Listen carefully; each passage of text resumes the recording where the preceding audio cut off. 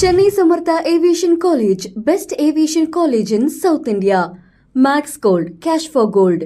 Call 044-4545-4545 and Lexco Holidays presents Behind What's Anbulla Appa. Powered by Saubhagya Home and Kitchen Appliances. இந்த வீரா படத்தை shooting போயிருந்தோம், நானும் தம்பியும் போயிருந்தோம். அங்கே ரஜினி சாரை போய் பார்க்க போனது. ரஜினி சார் மடியில் உட்காந்து நானும் என் தம்பியும் ஃபோட்டோ எடுத்துக்கிட்டோம். இந்த அடி வாங்குற மாதிரி இந்த மாதிரியான விஷயங்கள் பார்க்கும்பொழுது அது வந்து பட் எனக்கு ஸோ அதை பார்க்கும்போது எனக்கு ஒரு செந்தில் சட்டை இன்னைக்காவது நேரில் பார்த்து சண்டை போட்டிருக்கீங்களா? பண்ணியிருக்கேன் ஒரு வாட்டி. இந்த மாதிரி எதுக்கு எப்போ பார்த்தாலும் நீங்கள் அடி வாங்குற மாதிரி இது சீன் வைக்கிறாங்க, நீங்கள் பதிலுக்கு அடி வாங்குற மாதிரி ஏதாச்சும் ஒரு சீன் வைக்க வேண்டியதானே அப்படின்னு கேட்டிருக்கோம். வீட்டில் அப்பா எப்படிப்பட்டவர்? பயங்கரமான குசுமுக்காரரு. நம்ம ஒன்று சொன்னோம்னா நம்மளை கலாய்க்கிற மாதிரி அப்பப்போ ஒரு சின்ன பிட்டுகளில் அப்போல்லாம் எடுத்து விடுவார். அப்பாவுக்கும் எனக்கும் நடுவில் எந்த ஒரு பெரிய சண்டைகள்லாம் எதுவும் நடந்தது கிடையாது. நான் சண்டை அப்படின்னு சொல்லி நான் எதிர்பார்த்தேன்னா எனது வந்து லவ் மேரேஜு. நான் போய் சொல்லும் போது அவர் அக்செப்ட் பண்ணுவாரா, இல்லை அதுக்கு ஒரு ரன்னிங் ஜம்பிங் ஃபைட்டிங் அந்த மாதிரிலாம் இருக்குமா அப்படிங்கிறத நான் எதிர்பார்த்தேன். அதையும் தாண்டி அவர் என்னென்னா அதை அக்செப்ட் பண்ணிட்டார்.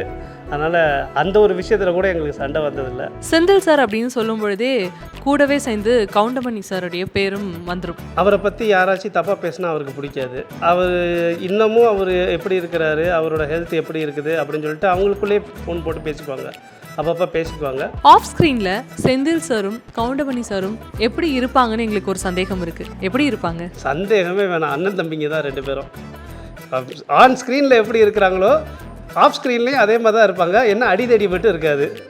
அவர் ஒன்று சொன்னார்னா 100% இவர் வந்து அந்த கோட்டை தாண்ட மாட்டார். வணக்கம், என் பேர் டாக்டர் மணிகண்ட பிரபு. நான் வந்து நடிகர் செந்தில் அவரோட பெரிய பையன். எனக்கு இன்னொரு தம்பியும் இருக்கிறாரு, சந்துரு அப்படிங்கிறது. பிஹைண்ட் வுட்ஸுக்கு ரொம்ப தேங்க்ஸ். சின்ன வயசில் ஆக்சுவலாக எங்கள் அப்பாவோட நான் நிறைய டைம் ஸ்பெண்ட் பண்ணதில்லை. இது ஏன் அப்படிங்கிறது உங்களுக்கே தெரியும். ஏன்னா அந்த டைம் அவரோட கெரியரோட பீக்கு. அவர் வந்து மோஸ்ட்டாக எங்களை பார்க்குறதே பார்த்திங்கன்னா வாரத்துக்கு ஒரு வாட்டியோ இல்லை மாதங்களுக்கு ஒரு வாட்டியோ அந்த மாதிரி தான் பார்ப்பார். மோஸ்ட்டாக நாங்கள் தூங்கும் போது வந்துட்டு நாங்கள் எந்திரிக்கிறதுக்கு முன்னாடி அவர் கிளம்பி போயிடுவார். எங்கள் அம்மா சொல்லி தான் எங்களுக்கே தெரியும், அந்த மாதிரி வந்தார், பார்த்தாரு, கொஞ்ச நேரம் உங்களை கொஞ்சினார், நீங்கள் எந்திரிக்கலை அப்படிங்கிறத சொல்லுவாங்க. ஸோ பெரும்பாலும் அவர் வந்து எங்கள் ஸ்கூலுக்கோ இல்லை நான் காலேஜ் படிக்கும் போதோ எங்கள் கூட அவர் வந்து இந்த அகாடமிக் ஓரியன்டாக அவர் வந்து எங்கள் கூட எந்த ஒரு நிகழ்ச்சியும் பங்கேற்றதில்லை. பட்டு ஒரு சில விஷயங்கள் நடக்கும். திடீர்னு ஒரு வாட்டிலாம் பார்த்திங்கன்னா நான் செகண்ட் ஸ்டாண்டர்டோ தேர்ட் ஸ்டாண்டர்ட் படிக்கும் போது திடீர்னு அவர் ஸ்கூலுக்கு வந்தார். அவர் ஸ்கூலுக்கு வந்ததே எனக்கு எப்படி தெரியும் அப்படின்னு பார்த்தீங்கன்னா, எல்லாருமே கொஞ்சம் அவரை பார்க்க ஓடிக்கிட்டுலாம் இருந்தாங்க. என்னமோ கூட்டம் கூடுதே அப்படின்னு சொல்லி பார்க்கும்போது திடீர்னு இவர் அங்கே இந்த கூட்டத்திலேருந்து வந்துட்டு என்னை தனியாக தூக்கிட்டு போனாங்க. ஸோ இந்த ஒரு நிகழ்வு தான் எனக்கு ஞாபகம் இருக்குது. என் ஸ்கூல் படிக்கும் போது அவர் வந்து என்னை கூட்டிகிட்டு போனது. மித்த பசங்களுக்கெல்லாம் அவங்க அப்பா கூட வர்றது போகிறது அந்த டைம் வந்து அதெல்லாம் பார்க்கும்போது கொஞ்சம் ஏக்கம் இருக்க தான் செய்யும். எங்கள் அப்பா வரமாட்டேங்கிறாரு, இந்த மாதிரி என்னை கூட்டிகிட்டு போக மாட்டேங்கிறாரு அப்படிங்கிற ஒரு ஏக்கம்லாம் இருக்க தான் செஞ்சுது. பட்டு இதெல்லாம் வந்து நான் ஸ்க்ரீனில் பார்க்கும்போது ஸோ இதுக்காக தான் இந்த விஷயங்கள்லாம் சாக்ரிஃபைஸ் பண்ணி தான் அதை வந்து அவர் அட்டைன் பண்ணுறாரு அப்படின்னு தெரிஞ்சுக்கிட்ட உடனே அதெல்லாம் நான் பெருசாக அதுக்கப்புறம் கண்டுக்கிட்டதில்லை. ப்ளஸ் எங்கள் அம்மாவும் எங்ககிட்ட சொல்லுவாங்க, உங்கள் அப்பா உங்களுக்காக தான் இந்த மாதிரி ஓடுறாரு, உங்களுக்காக தான் பாவம் கஷ்டப்படுறாரு அப்படின்லாம் சொல்லுவாங்க. ஸோ அதெல்லாம் கேட்கும் போது எங்களுக்கே ஒரு ஓகே, நமக்காக தான் பண்ணுறாங்க அப்படிங்கிற ஒரு சாட்டிஸ்ஃபேக்ஷன் வந்துடும். அந்த ஏக்கங்களை என்னைக்காவது அப்பா கிட்ட பகிர்ந்துருக்கீங்களா? சொல்லியிருக்கேன். அவரோட ஆன்சர் ரொம்ப சிம்பிளாக தான் இருக்கும். நான் வந்தேன்னா யாருப்பா உங்களுக்கு ஓடுறது, இந்த நேரம் நான் உங்களுக்காக தான் நான் உழைக்கிறேன், கொஞ்சம் யோசித்து பார்த்துங்க அப்படின்னு சொல்லுவார். சரி, அவர் அட்வைஸ் அப்போயே ஸ்டார்ட் பண்ணதுனால அப்படியே ஸ்டாப் பண்ணிடுவோம் நாங்கள். அதாவது இந்த கெரியரில் இருக்கக்கூடிய அந்த ஒரு ஹை லெவலில் இருக்கும்பொழுது அதை பகிர்ந்துருக்கீங்க. அந்த நாளில் இந்த ஏக்கம் அதெல்லாம் ஓகே. அப்பாவோட டவுன்ஃபால்னு ஒன்று இருக்கு இல்லையா, அந்த நாட்கள் எப்படி இருந்துச்சு அப்பாவுக்கும் சரி உங்களுடைய ஃபேமிலிக்கும் சரி? அப்பாவோட டவுன்ஃபால் அப்படிங்கிறது ஒரு 2000s அப்புறம் பார்த்திங்கன்னா கொஞ்சம் படங்கள் அவருக்கு இல்லாமல் இருந்தது. பட் அந்த டைம் அவர் ஒன்றும் பெருசாக அது ஒரு டவுன்ஃபால் அப்படிங்கிற மாதிரி காட்டிக்கல. ஸோ அந்த டைம் அவங்களுக்கு பார்த்திங்கன்னா அடுத்தடுத்த ஒரு வேலைகள் அதுக்கேற்றாப்புல பண்ணிக்கிட்டு தான் இருந்தார். ஃபார் எக்ஸாம்பிள் படப்பையில் எங்கள் தோட்டம் இருந்துச்சு. அதில் போய் விவசாயம் பண்ணுறது, ப்ளஸ் ஊருக்கு போகிறது, அந்த மாதிரி ஏதாச்சும் ஒரு வேலையில் அவர் இன்வால்வ் ஆகிட்டே தான் இருப்பார். அதனால் டவுன்ஃபால்னு அவருக்கு பெருசாக நான் அவர் முகத்துலேருந்து நான் பார்த்ததில்ல. படங்கள் நிறையா இல்லாமல் போயிருந்திருக்கலாம். பட் அந்த டைம் இந்த மாதிரி அதர் ஒர்க்ஸு, இந்த மாதிரி அக்ரிகல்ச்சர் ஒர்க் அந்த மாதிரிலாம் பார்த்து அந்த டைமை ஃபில் பண்ணிக்குவார் அவர். அப்பா கூட இந்த ஷூட்டிங் ஸ்பாட் போன எக்ஸ்பீரியன்ஸ் இருக்கா? நிறைய எக்ஸ்பீரியன்ஸ் இருக்குது. எனக்கு நல்ல ஞாபகம் இருக்கிறது இந்த வீரா படத்து ஷூட்டிங் போயிருந்தோம். நானும் தம்பியும் போயிருந்தோம். பிரமிட் ஆஃபீஸ் அப்படின்னு சொல்லிட்டு, அது ஆக்சுவலாக ஒரு செட்டு தான் சேப்பாக்கில். பிரமிட் ஆஃபீஸ் செட்டப் ஒன்று போட்டிருந்தாங்க. அங்கே ரஜினி சாரை போய் பார்க்க போனது. ரஜினி சார் மடியில் உட்காந்து நானும் என் தம்பியும் ஃபோட்டோ எடுத்துக்கிட்டோம். ஸோ ஷூட்டிங்கில் அப்பா கொஞ்சம் இல்லை, நல்லா ஜாலியாகவே இருப்பார். அவங்க கோ ஆர்டிஸ்ட்டோட மோஸ்ட்டாக கேரவேன் அவர் போக மாட்டார். இப்போ தான் கேரவேன் இருக்குது. அப்போல்லாம் பார்த்திங்கன்னா மேக்ஸிமம் ஒரு மரத்து கீழே உட்காந்துக்குவாங்க எல்லா ஆர்டிஸ்ட்டும். எனக்கு தெரிஞ்சு அவங்க சேரில் கூட உட்கார மாட்டாங்க. ஒரு பெட்ஷீட் மாதிரி ஒன்று விரிப்பாங்க, பிக்னிக் வந்த மாதிரி உட்காந்துட்டு அங்கே ஜாலியாக அரட்டை அடித்து பேசிட்டு மேக்ஸிமம் இந்த கார்ட்ஸ் விளையாண்டுக்கிட்டு அந்த மாதிரி ஒரு டைம் போயிட்டுருக்கோம். அப்போ அவங்களுக்குள்ளே ஜாலியாக பேசுகிறது கேட்குறதுக்கெல்லாம் நல்லா காமெடியாக இருக்கும். முன்னாடி பேசும்பொழுது சொன்னீங்க, அந்த அப்பா கூட இருக்க ஏக்கம் இருந்தாலும் அப்பா நமக்காக தானே வேலை பார்க்குறாரு அப்படிங்கிற விஷயம் இருக்கும். நமக்கு அப்பா ஒரு கதாநாயகன் எப்போவுமே. ஆனால் திரையில் நிறைய இடங்களில் அப்பாவை ஒரு காமெடியனாக காட்டுறதை தாண்டி இந்த அடி வாங்குற மாதிரி இந்த மாதிரியான விஷயங்கள் பார்க்கும்பொழுது அது சினிமாங்கிற புரிதலுக்குள்ளே வர்றதுக்கு முன்னாடி ஒரு கோபம் வந்திருக்கும்ல ஒரு மகனா, அது வந்தது உண்டா? சரி, அது ஆரம்பத்தில் மேபி எனக்கு வந்திருக்கலாம். பட் எனக்கு அது என்னது, என் நாலேஜுக்கு தெரியறதுக்கு முன்னாடியே பார்த்திங்கன்னா இதெல்லாம் ஒரு ஆக்டிங் தான், இது உண்மை கிடையாது அப்படிங்கிறது எனக்கு கூட இருக்கிறவங்க சுற்றி இருக்கிறவங்க எல்லாம் புரிய வச்சிட்டாங்க. ஸோ அதை பார்க்கும்போது எனக்கும் ஒரு ஜாலியாக தான் இருந்ததே தவிர அதை நினச்சி நான் பெருசாக இன்றைக்கி ஃபீல் பண்ணது கிடையாது. இதை பற்றி செந்தில் சர்ட்டை இன்னைக்காவது நேரில் பார்த்து சண்டை போட்டிருக்கீங்களா? பண்ணியிருக்கேன் ஒரு வாட்டி. இந்த மாதிரி எதுக்கு எப்போ பார்த்தாலும் நீங்கள் அடி வாங்குற மாதிரி இது சீன் வைக்கிறாங்க, நீங்கள் பதிலுக்கு அடி வாங்குற மாதிரி ஏதாச்சும் ஒரு சீன் வைக்க வேண்டியதானே அப்படின்னு கேட்டிருக்கோம். டேரக்ட் இது இப்படி தான் இருக்கணும் அப்படின்னு சொல்லியிருக்காங்க. அதை ஏற்று நடிக்க வேண்டியது எங்களோட கடமை. அதை தான் நாங்கள் பண்ணிகிட்டு இருக்கிறத தவிர நான் என்னோடய ஒப்பீனியன்லாம் போய் அவங்கக்கிட்ட சொல்லிகிட்டு இருக்க முடியாது, பூத்துக்கிட்டு இருக்க முடியாது அப்படின்னு சொல்லிடுவார். இப்போ நீங்களும் ஒரு பிள்ளைக்கு அப்பாவாக இருக்கீங்க அப்படின்னும் பொழுது அப்பா அன்னைக்கு அந்த விஷயத்தை இதனால தான்ப்பா பண்ணியிருக்காரு அப்படின்னு உணர்ந்த மூமெண்ட் ஏதாவது உண்டா? கண்டிப்பாக, அது ஒவ்வொரு நாளும் நான் உணர்ந்துக்கிட்டு இருக்கிறேன். ஏன்னா எனக்கே தெரியுது அவரோட ஏஜ், இப்போ இருக்கிற ஏஜ் கூட அவரை கம்பீட் பண்ணி என்னால் அவருக்கு ஏற்ற மாதிரி உழைக்க முடியல. எனக்கு அந்த ஒரு விஷயத்துலேருந்து கற்றுக்கிட்ட ஒரு விஷயம் என்ன அப்படின்னு பார்த்தீங்கன்னா, என் பசங்களோட கொஞ்சம் டைம் ஸ்பெண்ட் பண்ணணும் அப்படிங்கிறத நான் ஒன்று கற்றுக்கிட்டேன். அதுலேருந்து அவரை மாதிரி கண்டிப்பாக என்னால் உழைக்க முடியாது. ஆனால் ஓரளவுக்கு என்னோட டைம் என் குழந்தைங்களுக்காக கொஞ்சம் ஒதுக்குறேன். அப்பாவுடைய ஒரு சில உடைமைகள் அவருக்கு அடுத்து நமக்கு வரும். அது எல்லாத்தையும் தாண்டி அந்த உறவுகள் இருக்குல்ல, அப்பா ஒரு உறவு வட்டாரத்தில் இருப்பார், அவருக்கு அடுத்து அந்த உறவுகள் நமக்கும் கண்டினியூ ஆகிறது இருக்கும். அந்த மாதிரி அப்பாவை சார்ந்த அந்த திரைப்படத்துறையில் இருக்கக்கூடிய ஆட்கள் யாராவது அப்பாவுக்கு அடுத்து உங்களுக்கும் ஒரு நெருக்கமான ஒரு பாண்டிங்கில் இப்போ வரைக்கும் இருந்துட்டு இருக்காங்களா? இல்லை, அப்பா திரை சார்ந்த ஆளுங்க நிறையா வீட்டுக்கு கூட்டிகிட்டு வர மாட்டார், இவரும் யாரும் வீட்டுக்கும் போக மாட்டார். அந்த ஒரு பழக்கம் அவருக்கு இருக்குது.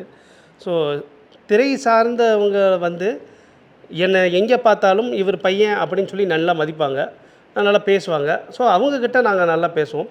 ஆனால் அவரை தொடர்ந்து ஒரு ரிலேஷன் அப்படிங்கிறது பெருசாக எங்களுக்கு எதுவும் இல்லை. அப்பாவுக்கு நாளுக்கு நாள் வயசாகும் பொழுது காலை என்ன இவ்வளோ வேகமாக சுற்றுது அப்படிங்கிற ஒரு பயமோ ஏதாவது ஒரு பதட்டமோ வந்தது உண்டா உங்களுக்கு? அப்பாவுக்கு மட்டுமா வயசாகும், நமக்கும் தான் வயசாகும். ஒரு நாளும் கடக்கும் போது என்னடா இவ்வளோ ஒரு வருஷமும் பர்த்டே வந்துன்னா முன்னாடிலாம் ரொம்ப ஜாலியாக இருக்கும். இப்போ அடுத்த பர்த்டே எப்படா வரும்னு சொல்லி பார்த்து எனக்கே பயமாக தான் இருக்குது. நாள் போக போக அவரை பார்த்து பயப்படணும் அப்படிங்கிற ஒரு எண்ணம் எதுவுமே வந்ததில்லை. Because he is hale and healthy. நல்லபடியாக இன்றைக்கும் வாக்கிங்லாம் போகிறாரு, நல்லா சாப்பிட்றாரு. அது வரைக்கும் எனக்கு சந்தோஷம். அவரோட ஹெல்த் நினச்சோ இல்லை நாள் போகுதே அப்படிங்கிறத நினச்சி எனக்கு எந்த ஒரு பயமும் இல்லை. பிகாஸ் எனக்கும் சரி என் தம்பிக்கும் சரி எப்படி நல்லா சுயமாக நிற்கணும் அப்படிங்கிறத கற்றுக் கொடுத்துட்டாரு. எப்படி சம்பாதிக்கணும், யார் கையும் எதிர்பார்க்காம எப்படி இருக்கணும் அப்படிங்கிறத கற்றுக் கொடுத்துட்டாங்க. அதனால் எங்களுக்கு எவ்வளோ நாள் போனாலும் எங்களுக்கு கவலை இல்லை. அப்பாவோட இந்த காமெடி சென்ஸாக இருக்கட்டும், ஒரு நிறைய இன்னசென்ஸ், இது எல்லாத்தையும் நாங்கள் ஸ்க்ரீனில் பார்த்துருக்கோம். வீட்டில் அப்பா எப்படிப்பட்டவர்? அதே நகைச்சுவை தன்மையை கொண்ட ஒருத்தரா, இல்லை வீட்டில் ரொம்ப ரெஸ்பான்சிபிளாக இந்த வெறப்பான ஒரு அப்பாவாக இருப்பாரா? நார்மலான ஃபாதர். எப்போல்லாம் வெறப்பாக இருக்கணுமோ அப்போ வெறப்பாக இருப்பார். ஆனால் குசும்பு, பயங்கரமான குசும்புக்காரர்.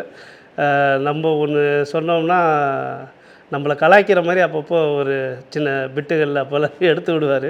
மற்றபடி ஹீஸ் அ நார்மல் ஃபாதர். படிக்கலை அப்படின்னா கோவம் வந்துடும் அவருக்கு. ஒழுங்காக படிக்கலை, ஏதாச்சும் சேட்டை பண்ணுறேன் அப்படின்னாலே கோவம் வந்துடும். கோவம் வந்துச்சுன்னா அடிக்க மாட்டார். அவர் முறைச்சாலே எங்களுக்கு ஒரு பயம் வந்துடும். ஏன்னா சின்ன வயசில் அவரை நிறையா நாங்கள் பார்த்ததில்ல. அவர்கிட்ட இருந்து அடி வாங்கினா எப்படி இருக்கும் அப்படிங்கிற ஒரு பயத்திலேயே நாங்கள் தப்பு பண்ண மாட்டோம். அப்பாக்கும் மகனுக்கும் அந்த சண்டைகள்லாம் இருக்குல்ல, அந்த மாதிரி உங்கள் வீட்டில் சண்டைகள் நடந்திருக்கா? அப்பாவுக்கும் எனக்கும் நடுவில் எந்த ஒரு பெரிய சண்டைகள்லாம் எதுவும் நடந்தது கிடையாது. நான் சண்டை அப்படின்னு சொல்லி நான் எதிர்பார்த்தேன்னா எனது லவ் மேரேஜு. நான் போய் சொல்லும் போது அவர் அக்செப்ட் பண்ணுவாரா, இல்லை அதுக்கு ஒரு ரன்னிங், ஜம்பிங், ஃபைட்டிங் அந்த மாதிரிலாம் இருக்குமா அப்படிங்கிறத நான் எதிர்பார்த்தேன். அதையும் தாண்டி அவர் என்னென்னா அதை அக்செப்ட் பண்ணிட்டார். அதனால் அந்த ஒரு விஷயத்தில் கூட எங்களுக்கு சண்டை வந்ததில்லை. பெரும்பாலும் அப்பாவுக்கும் எனக்கும் பெருசாக சண்டை வராது. நான் ஒன்று சொன்னேன்னா அவர் கேட்டுக்குவார், அவர் ஒன்று சொன்னார்னா நான் கண்டிப்பாக கேட்டுக்குவேன். செந்தில் சார் அப்படின்னு சொல்லும் பொழுதே கூடவே சேர்ந்து கவுண்டமணி சாருடைய பேரும் வந்துடும். அந்த மாதிரி ஒரு பிரிக்கவே முடியாத ஒரு காம்போ தான் இந்த 2 பேருமே. அப்படி இருக்கும் பொழுது அப்பா நட்புக்கு தரக்கூடிய ஒரு மரியாதை, ஒரு அன்பு என்னவா இருக்குது? அவரை பற்றி யாராச்சும் தப்பாக பேசினா அவருக்கு பிடிக்காது. அது ஒரு விஷயம். இன்னமும் அவர் எப்படி இருக்கிறாரு, அவரோட ஹெல்த் எப்படி இருக்குது அப்படின்னு சொல்லிட்டு அவங்களுக்குள்ளேயே ஃபோன் போட்டு பேசிக்குவாங்க, அப்பப்போ பேசிக்குவாங்க.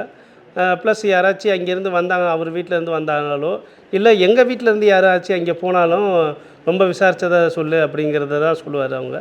ஸோ அவங்க 2 பேர்த்துக்குள்ள நட்பு இன்னமும் நல்லா தான் இருக்குது. உங்களுக்கும் கவுண்டமணி சாருக்கும் இடையில இருக்க ஒரு பந்தமாக இருக்கட்டும், இல்லை உங்களோட ஃபேமிலிக்கும் சாரோட ஃபேமிலிக்கும் இடையில் இருக்கக்கூடிய ஏதாவது ஒரு நிகழ்வு ஏதாவது ஞாபகம் இருக்கா? அவங்க டாக்டர் செல்வி அக்காவை எனக்கு கொஞ்சம் தெரியும். அவங்கள கொஞ்சம் அப்பப்போ ஒரு சில நிகழ்ச்சியில் பார்த்துருக்கேன். மற்றபடி என் பேர் மணிகண்டன் அப்படிங்கிறது, என் பேர் மணிகண்ட பிரபு, ஆனால் அவர் மணிகண்டன் அப்படி தான் சொல்லுவார். என் பேர் வரைக்கும் அவருக்கு ஞாபகம் இருக்குது. அந்த ஒரு விஷயத்தில் நான் கொடுத்து வச்சுருக்கேன். ஏன்னா பல பேர் அவரை பார்க்கணும்னு சொல்லி ஏங்கி இருக்கும்போது என் பேர் வரைக்கும் அவருக்கு ஞாபகம் இருக்குல்ல. ஆஃப் ஸ்க்ரீனில் செந்தில் சாரும் கவுண்டமணி சாரும் எப்படி இருப்பாங்கன்னு எங்களுக்கு ஒரு சந்தேகம் இருக்குது. எப்படி இருப்பாங்க? சந்தேகமே வேணாம், அண்ணன் தம்பிங்க தான் 2 பேரும்.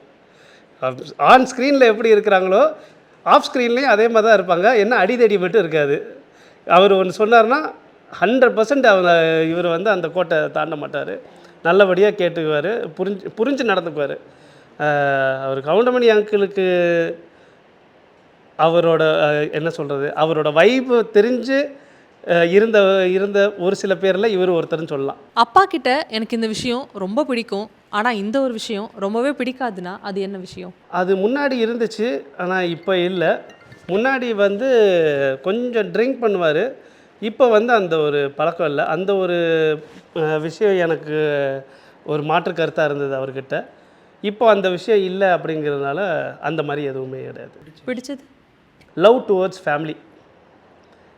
ஃபாஸ்ட் அண்ட் ஃபியூரியஸ் படத்தில் வர்ற மாதிரி அவருக்கு ஃபேமிலி தான் ஃபஸ்ட்டு, மற்றதெல்லாம் அப்புறம்தான். எதுனாலும் குடும்பத்தை முன்னாடி வச்சு தான் மற்றது எதுவுமே பிளான் பண்ணுவார் அவர். அப்பா உங்களுக்காகவாக இருக்கட்டும், இல்லை உங்களுடைய குடும்பத்துக்காக இருக்கட்டும், பண்ண இந்த ஒரு விஷயம் என்னால் மறக்கவே முடியாது, இப்போ நினச்சாலும் ரொம்ப எமோஷனல் ஆகுது அப்படின்னா என்ன விஷயம்? எங்கள் அப்பா அந்த டைமில் டைமே ஸ்பெண்ட் பண்ணாமல் ஓடினாருன்னு சொன்னால் பார்த்தீங்களா, அதுதான் ஒரு மிகப்பெரிய விஷயம். ஏன்னா அவருக்கு ரொம்ப ஆசையாக இருக்கும் எங்களோட பர்த்டேக்கு வரணும், ஒரு எங்கள் ஸ்கூலுக்கு வரும், பேரண்ட் டீச்சர்ஸ் மீட்டிங் வரணும், அப்படிலாம் ரொம்ப ஆசையாக இருக்கும். பட் ஒரு சில விஷயங்கள், ஒரு சில கமிட்மெண்ட்ஸ் அவர் ஏற்கனவே கொடுத்ததால் அந்த நிகழ்ச்சிக்கெல்லாம் வர முடியாமல் போயிருக்கோம். இப்போ நான்லாம் பார்த்திங்கன்னா எதுவாக இருந்தாலும் முன்கூடியே என் பொண்ணுக்கு போய் நின்றுவேன். அந்த மாதிரி விஷயங்கள் அவரால் வர முடியலை. ஸோ அந்த ஒரு இயக்கம் இருக்குது. நன்றி sir. Thank you for joining with us. Thank you. Behind oats அன்புள்ள அப்பா டைட்டில் ஸ்பான்சர் சென்னை சமிர்தா ஏவியேஷன் ஹோட்டல் மேனேஜ்மெண்ட் நர்சிங். ஈஸியாக படிங்க சேலரியோட. உங்கள் தங்க நகையை விற்று பணம் பெற Max gold call 04445454545. Max gold cash for gold. Let's go holidays travel beyond boundaries. Powered by Saubhagya Home and Kitchen Appliances. Chennai Samartha Aviation College, best aviation college in South India. Max Gold, cash for gold. Call 044-4545-4545. And Lexco Holidays presents Behind What's Anbulla Appa. Powered by Saubhagya Home and Kitchen Appliances.